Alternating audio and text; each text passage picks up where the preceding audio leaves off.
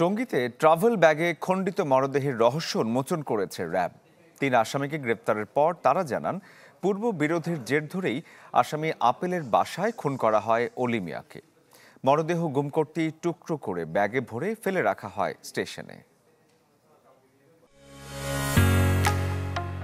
ঢালাইয়ের সেরা premier cement. শুক্রবার টঙ্গীর স্টেশন রোডের পাশে দেখা যায় একটি ট্রাভেল ব্যাগ, যাকে ঘিরে বাড়তে থাকে রহস্য। পুলিশ এসে ব্যাগ খুলতে বেরিয়ে আসে খণ্ডিত মরদেহ।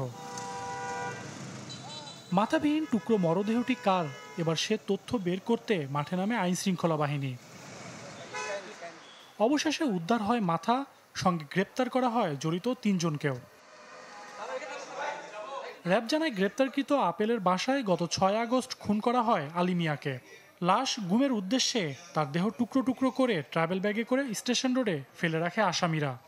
ভিকটিম অলি আহমেদ আসামি আপেল মাহমুদ সাদেকের স্ত্রীর চরিত্র সম্পর্কে খারাপ কথা বলায় এবং আসামি আপেল মাহমুদের ভাগিনাকে খুন করার পরিকল্পনা জানতে পারায় এবং আসামি সাজ্জাদ হোসেন রনিকে ভিকটিম অলি 2 থেকে 3 বছর পূর্বে লোকজন দিয়ে মারধর করায় আপেল মাহমুদ ও রনি পূর্ব পরিকল্পনা অনুযায়ী ভিকটিম অলি মিয়াকে হত্যা করে।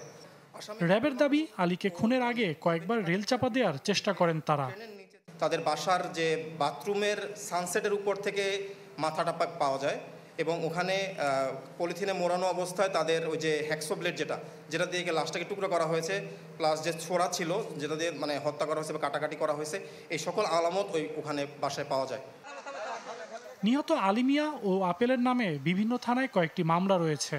সবাই পেশায় ব্যবসায়ী। সজল সাইক, চ্যানেল 24, ঢাকা।